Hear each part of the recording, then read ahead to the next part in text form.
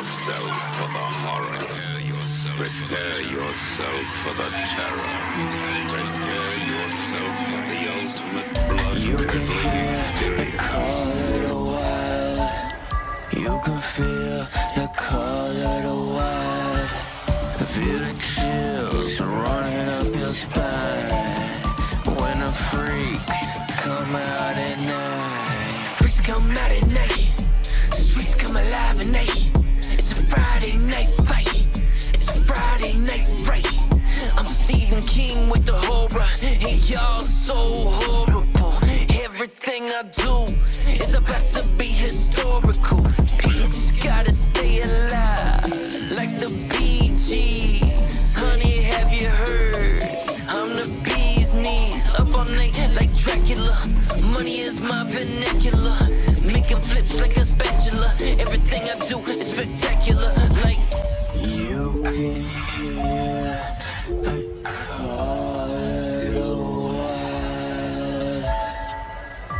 You can feel the call of the wild.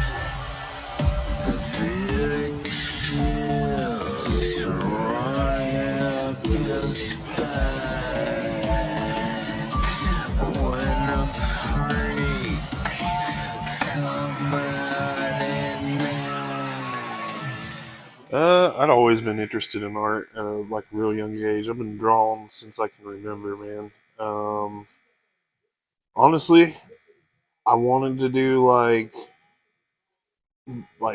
visual graphics and communication stuff like that. Like, and everything that I looked into was just like, oh, you can make your own art, but you're mainly doing like ads and things like that. And I just wasn't into that kind of stuff. And as I found like more research into it, tattooing just kind of was like the best option of where I could still create my own art without having to like almost sell out or do like things that I wasn't just really into.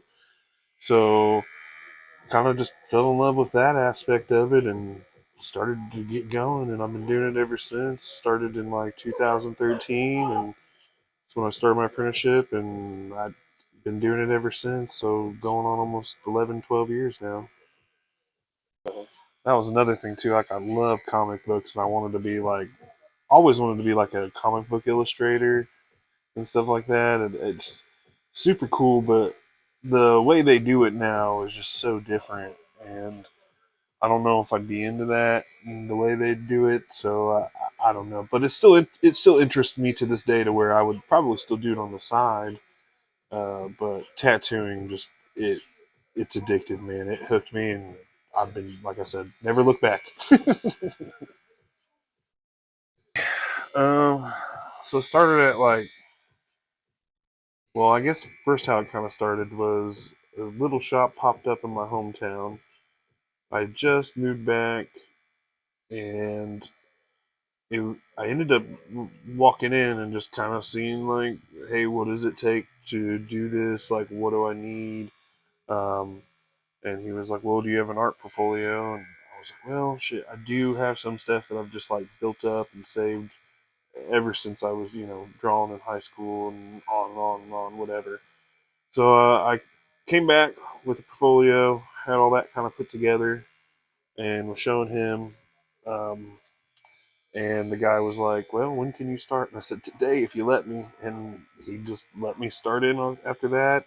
Paid my dues. Kind of watched him tattoo for a good 3 months or more, and then started letting me bring in clients and just rapidly growing from there. And that's the point. Is I guess the best way, like, because I kind of teach like this now, is like almost like a baby bird method, right? Like I myself am a very hands-on person and have to learn with my hands. Like I have to do it. I can sit here and explain everything that I'm doing to like, but it just doesn't really click until I do it with my hands. And I feel like that has been like the best way for me to teach is like, watch me do it. You're gonna sit here and I want to explain everything 100 times to you over and over again, and then it probably still won't register to you until you do your first tattoo. And then when you do it, you're like, oh, okay, I understand what that means now. Oh, I feel it now because it's very much a feeling thing.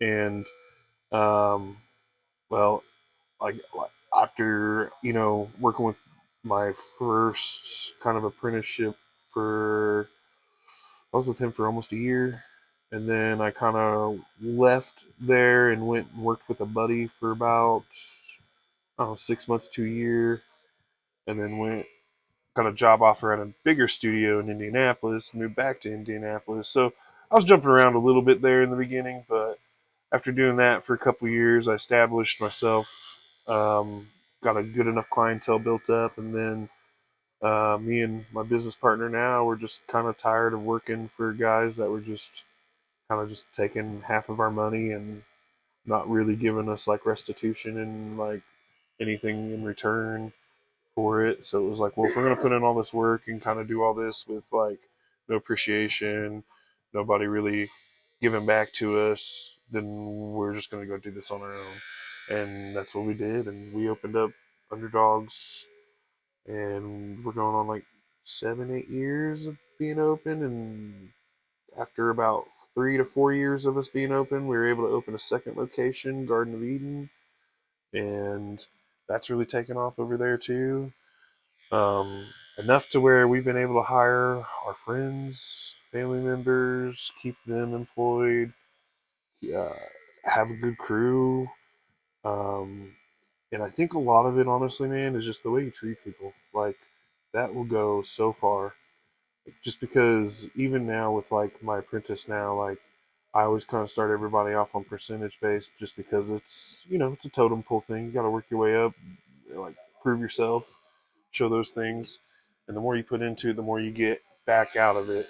But again, with that being said, it's like I find a lot of satisfaction in being able to improve myself, and that's one of the biggest drives you have as a tattoo artist. So you almost can't sit still. You got to keep going. So, but fortunately for me, I'm able to find a spot where I can kind of sit still and hone in on my skills and do those things, and still be able to prosper with other people.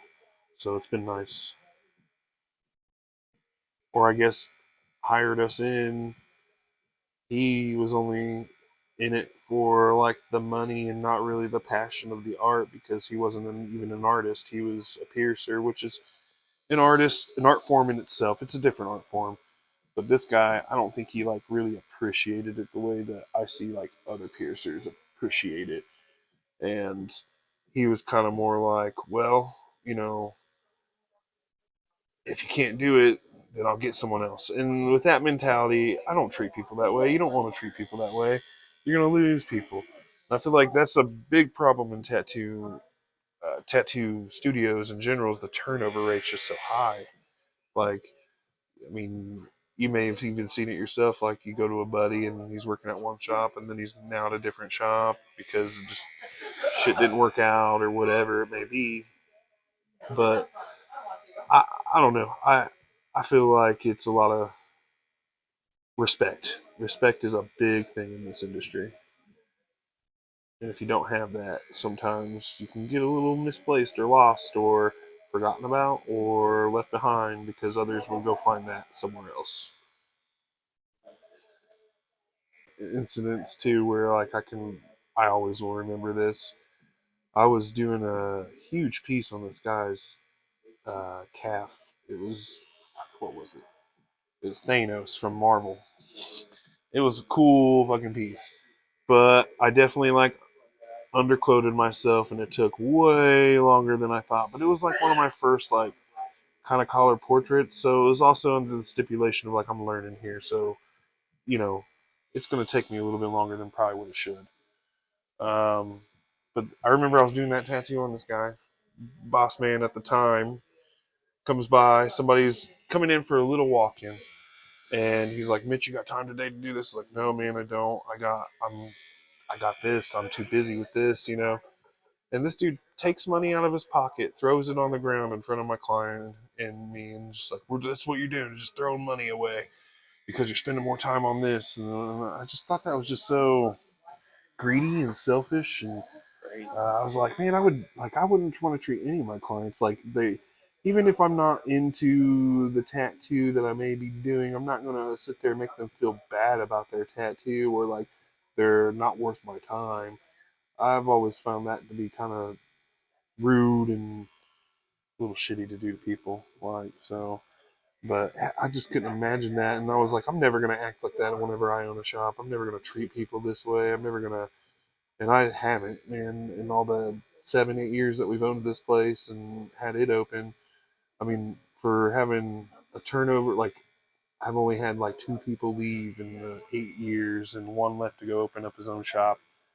The other one, we just had some creative differences, and he's doing well, and I'm super happy for him, and I wish them both the best because they're both. I still have a lot of love for both those people. They're good people, and even that we didn't really, have bad terms per se.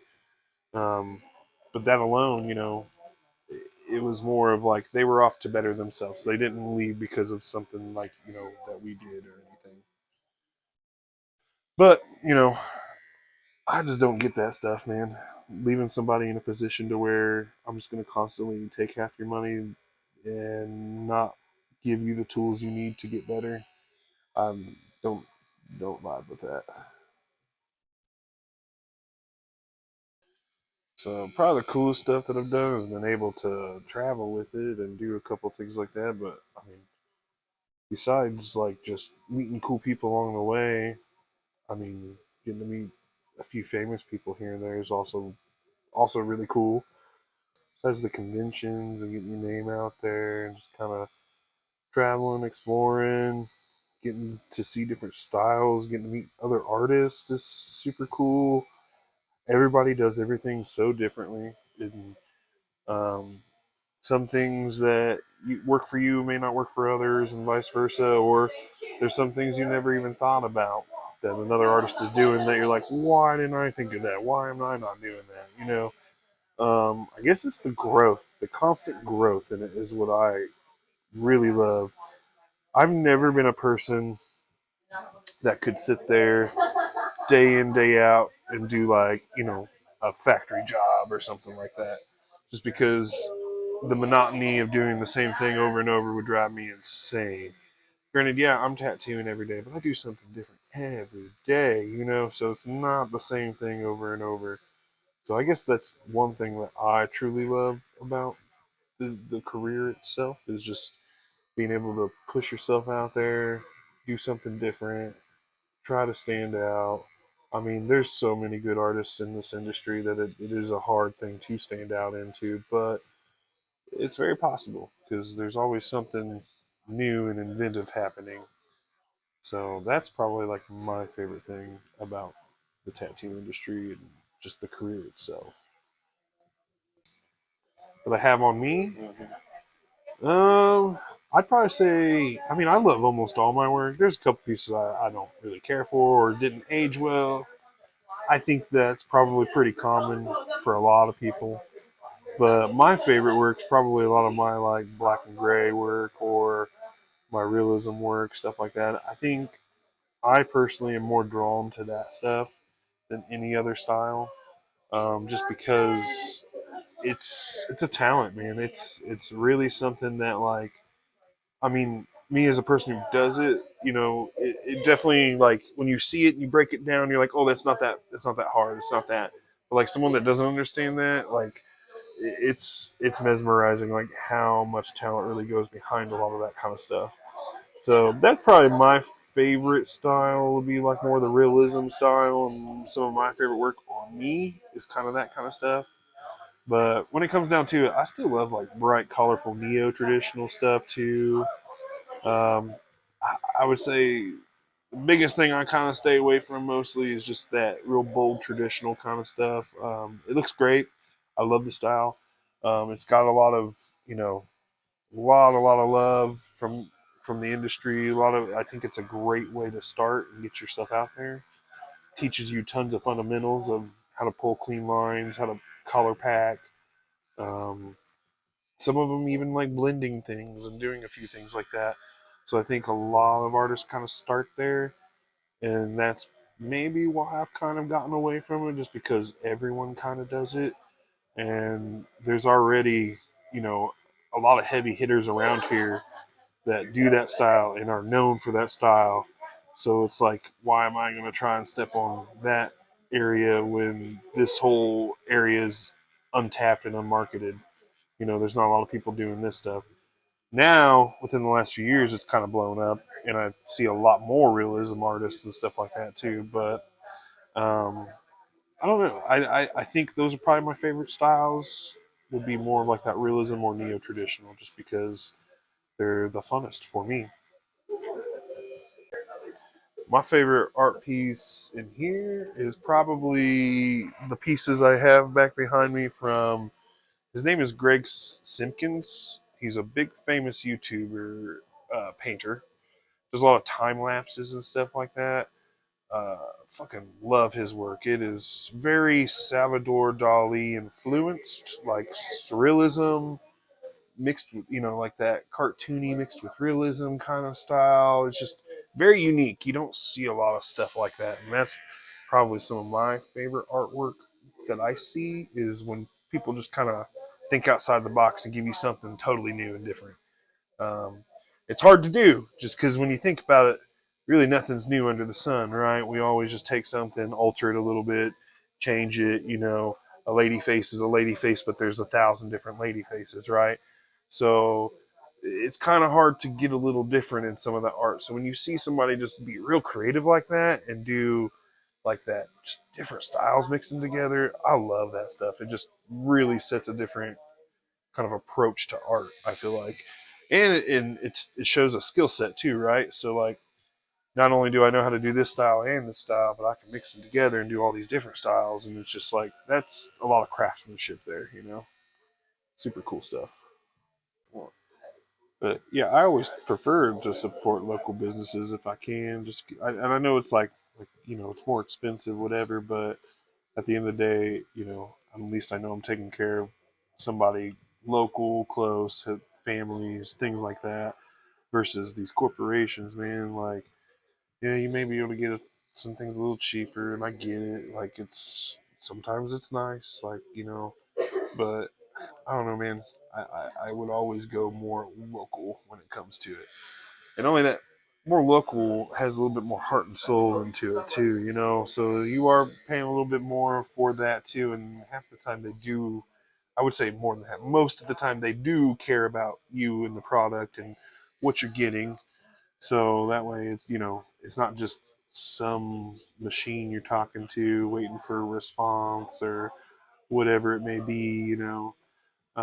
But no, I always support local. Our shirts, all that stuff, all our merch. I try to buy local, or um, if the quality's good, small mom pop places, stuff like that. Yeah, you are going to pay a little bit more, but just knowing that I'm helping someone else out makes me feel better. So, um, not a big deal there. But yeah, I can't do the corporation stuff, man. It's rough. It's hard.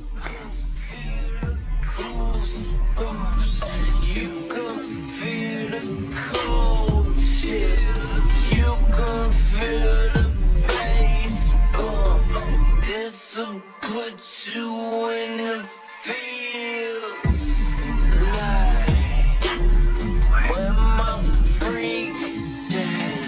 Hey, where my freaks at? Hey, where my freaks at? Hey, where my... Yeah, I'm Josh. I'm the piercer here at Underdogs Tattoo Gallery. I do a little music on the side, but yeah, come see me Wednesday through Saturday. Yeah, so a good amount of it's just like friends of mine. So like my buddy Craig, who you got tattooed by, did this. The witch doctor, the big guy over there. My buddy Joel that's tattooed me a bunch did this. A friend of mine got me that for my birthday. We pan over here. Josh Chatwin from Fox and Sparrow in Muncie did this and these two. So it's all pretty local people.